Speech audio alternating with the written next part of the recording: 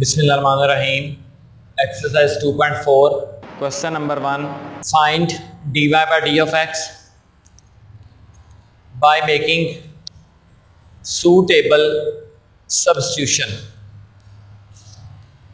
उन्होंने यही कहा हुआ है कि आपने dy by d of x find करना है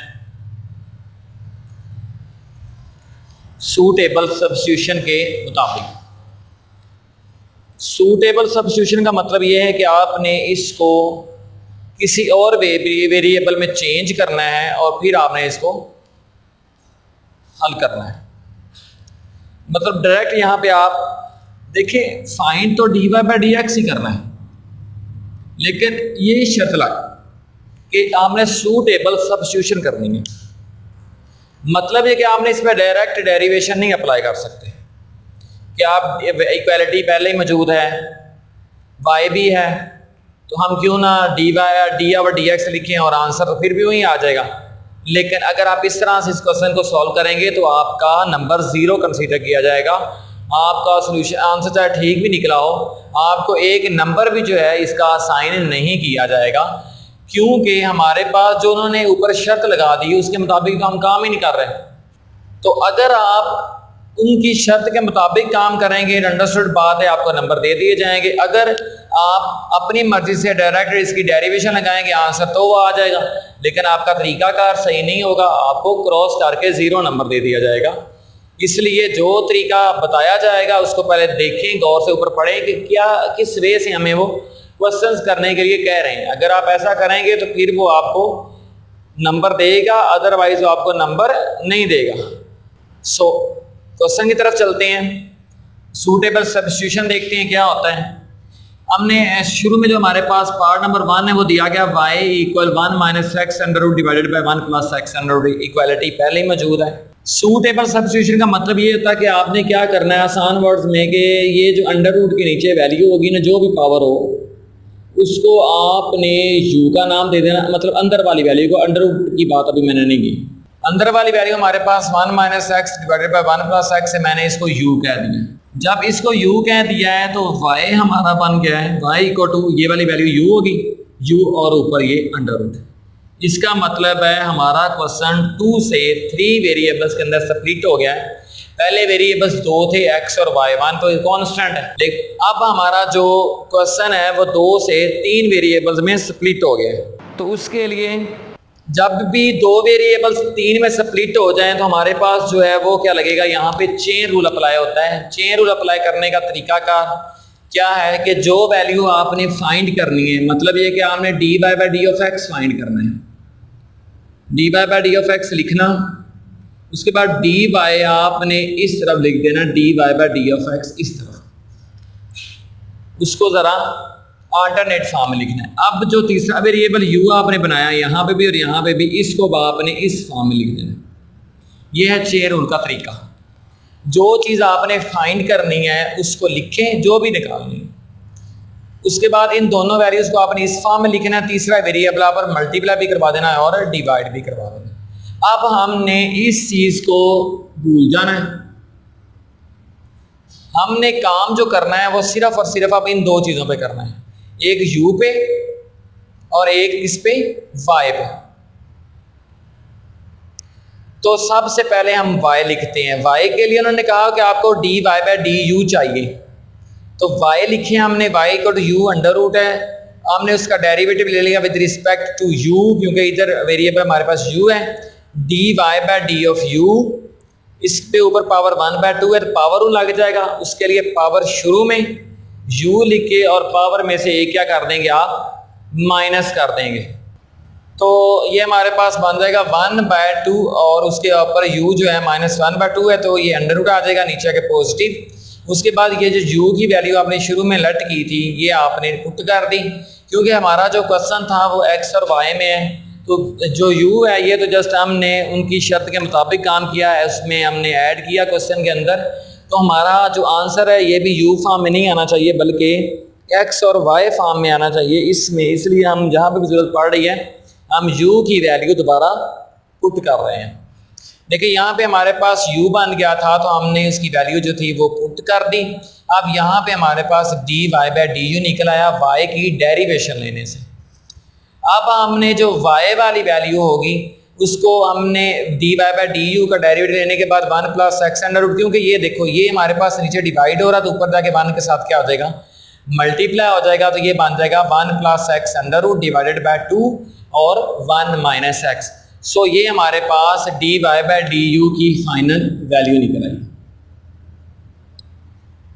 उसके बाद हमने u वाली वैल्यू लिखनी है, इसका भी तो डेरिवेटिव लेना है क्योंकि du बाय dx इसका derivative with respect to x लेंगे क्योंकि इस साइड पे x है।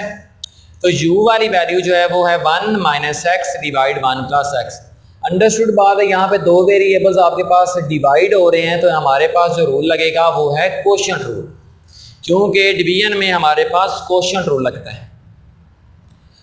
तो कोशेंट रूल की जो शर्त है उसके मुताबिक हमने नीचे वाली वैल्यू का स्केयर लेना होता है, नीचे वाली वैल्यू को ऊपर लिखना होता है डी और डी एक्स, और फिर ऊपर वाली वैल्यू लिखनी होती है माइनस का साइन, ऊपर वाली वैल्यू पहले और उसके बाद डी बाई डी एक्स और 1 प्लस एक्स नीचे वाली value. D by d x के जो पीछे वाली वैल्यू होती है उसको एज इट इज लिखते हैं। नेक्स्ट वैल्यू पे आपने डेरिवेशन अप्लाई करना है। देखें 1 पे जब डेरिवेटिव अप्लाई कर देंगे ये तो कांस्टेंट है तो 0 हो जाएगा। उसके बाद डी बाई डी एक्स और एक्स ये और ये आ जाएगा 1 और ये वाला साइन ये माइनस, ये चीज़ वैसे की वैसे, डी और डी एक्स ये 1 0 हो गया और डी बाई डी एक्स और ये एक्स 1 हो गया। आप देखें 0 माइनस वन को जब इससे मल्टीप्लाई करेंगे -1 माइनस एक्स, 0 प्लस 1 1, ये -1 और अंदर वाला साइन चेंज हो गया ये प्लस एक्स, ये माइनस और प्लस एक्स कट जाएंगे, रह जाएगा -2 डिवाइडेड बाई 1 प्लस एक्स का स्क्वायर। ये हमारे पास d u by d of x की जो वैल्यू है ये निकल आई है। तो हमारे पास यही गोल था कि हमने d y by d u और d u by d x की वैल्यू निकालनी है और चेन रूल में आपने पुट कर देनी है। चेन रूल हमारे पास ये है d y by d of x, d y by d x लिखा equal to d y by d u की ये वैल्यू पुट कर दी multiply d u by d x की ये वैल्यू, ये और कट गए। ये देखें ये और ये दोनों की जो बेस है ये सेम है तो वो पावर नीचे आके नेगेटिव हो जाएगी। 2 माइनस 1/2 आंसर क्या बन जाएगा 3/2। So -1 divided by 1 minus x under root multiply 1 plus x की पावर 3/2 जो है यही आपका इस क्वेश्चन का फाइनल सोल्यूशन है। तो इसको दोबारा सुन लें, मेरा जो क्वेश्चन नंबर 1 की स्टेटमेंट और इसका पार्ट नंबर 1 उन्होंने लिखा हुआ है कि आपने d y by d x find करना है मेकिंग सूटेबल सब्स्टिट्यूशन के तरीके से।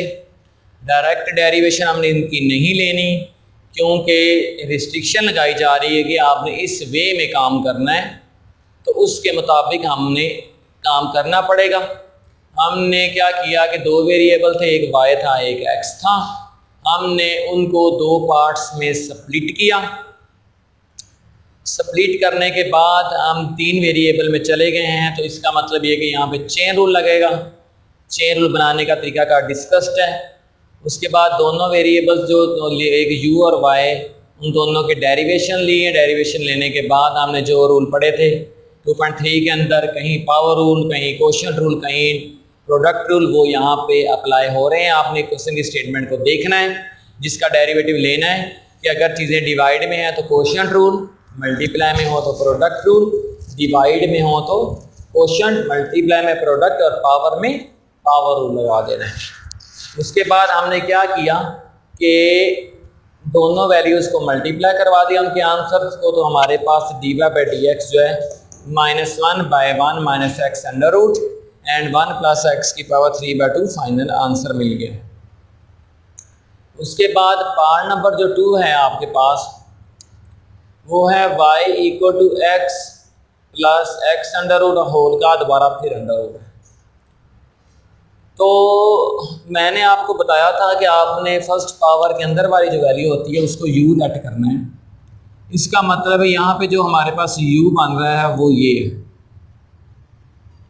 x plus x under root. अगर y की वैल्यू अब देखें तो हमारे पास ये वाली वैल्यू तो u बन गई, u और ऊपर ये वाला अंडर रूट। तो इसके लिए भी चेन रूल हमारे पास सेम रहेगा। बनाना d y by d of x equal d y इधर, डी एक्स इधर, मल्टीप्लाई डी यू के साथ डिवाइड भी और डी यू के साथ मल्टीप्लाई। हमने d y by d u जो है ना वो वाई से निकालना है और d u by d x जो है वो यू से निकालना है। दोनों के आंसर्स को निकालने के बाद हमने उनको मल्टीप्लाई करना है और मल्टीप्लाई करने से ये आपका फाइनल आंसर मिल जाता है। तो मैंने u वाली वैल्यू के पहले डेरिवेशन ले ली, d और डी यू ये y आ गया, इस पर पावर लगेगा, पावर शुरू में u और पावर में से एक माइनस, ये नेगेटिव साइन नीचे आके पॉजिटिव हो गया और u की जो वैल्यू मैं दोबारा फिर पुट कर दी क्योंकि हमारा आंसर x और y में सिर्फ आना चाहिए। अब मैंने u वाली वैल्यू की डेरिवेशन लेनी है इसकी, d u by d of x equal to d by d x x plus d by d x और x की power 1/2, d x by d x 1 हो गया, x की पावर 1/2 पावर शुरू में x लिखे पावर में से एक minus 1 plus 1/2x under root, क्योंकि ये साइन देखें नेगेटिव है तो नीचे आके क्या हो जाएगा पॉजिटिव। अगर इन दोनों का आप एलसीएम लें तो ये हमारे पास बन जाएगा कुछ इस तरह 2x अंडर रूट। मैंने एलसीएम का तरीका पहले बहुत बार डिस्कस किया, पिछले क्वेश्चन में भी हमने किया था कि नीचे वाली वैल्यू डिफरेंट है तो उनको मल्टीप्लाई फॉर्म में लिख देना है। आप देखें इसको इस पे डिवाइड करना है, 1 को इस पे डिवाइड करेंगे तो यही आ जाएगा, तो इसको ऊपर वाले से मल्टीप्लाई करना है, इसको इस पे डिवाइड करें तो 1 उस 1 को 1 से मल्टीप्लाई करें तो ये 1 है। उसके बाद हम जाते हैं अपने चेन रूल की तरफ, d y by d of x equal to d y by d of u, d y by d of u की ये वैल्यू है plus d u by d of x की हमारे पास ये वैल्यू है। तो हम इनको दोबारा फिर लिख लेते हैं ज़रा आसान वर्ड में, जो हमने एलसीएम लिखा था 2x अंडर रूट प्लस 1, तो ये 2x अंडर रूट ऊपर 1 से मल्टीप्लाई होकर ये हो जाएगा। उसके बाद 1 प्लस 2x अंडर रूट लिख लें या 2x अंडर रूट प्लस 1 लिख लें, बात तो सेम ही है। ये लिख लें आप 2x अंडर रूट प्लस 1, नीचे देखें ये मल्टीप्लाई हो रहा है 2 2 4 x अंडर रूट और into x plus x under root और का दोबारा फिर अंडर रूट, यही आपका फाइनल आंसर है।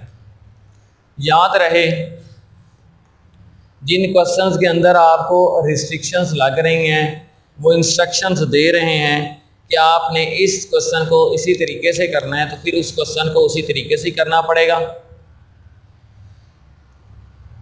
इसके लिए अगर आप कोई और तरीका बनाएंगे या खुद से कुछ सॉल्व करने की कोशिश करेंगे तो आपको नंबर असाइन नहीं किया जाएगा। अगर ये आपको 2 नंबर का क्वेश्चन लेट्स सपोज आया होता है तो इसके नंबर जो हैं वो आपको एक तो चेन रूल लिखने के बाद चेन रूल लिखने तक आपको हो सकता है एक नंबर दे दिया जाए, बल्कि यही रूल है कि चेन रूल आपने अगर लिख लिया तो आपको नंबर दे दिया जाएगा और उसके बाद आपने उनकी डेरिवेशन फाइंड करके वैल्यू पुट कर दी, दूसरा नंबर असाइन कर दिया जाएगा। कुछ क्वेश्चंस अगर आपसे बोर्ड एग्जाम्स के अंदर पूरे नहीं हो रहे, जितने आपको आते हैं कर दें ताकि आपका कुछ ना कुछ जो है वो आपको मार्क्स जो हैं वो असाइन किए जाएं, बजाय इसके कि आपका नुकसान हो। इसलिए जो रूल्स आपको समझ में आ रहे हैं उसके मुताबिक आप उन्हें करें। ये चीज़ें प्रैक्टिस से आएंगी, इनकी ज़्यादा से ज़्यादा प्रैक्टिस करें। डेरिवेशन इंटीग्रेशन 2 चैप्टर्स ऐसे हैं, इनमें ज़्यादा से ज़्यादा आपको प्रैक्टिस की ज़रूरत है। तो इनमें आपने मुख्तलिफ वेज में 2.4 के अंदर देखें कि कहीं सूटेबल सब्स्टिट्यूशन लगेगी, कहीं आपके पास चेन रूल लग रहा होगा, इसके अलावा डायरेक्ट डेरिवेशन भी फाइंड करने के लिए कही जाएगी। तो यही आपका फाइनल आंसर है।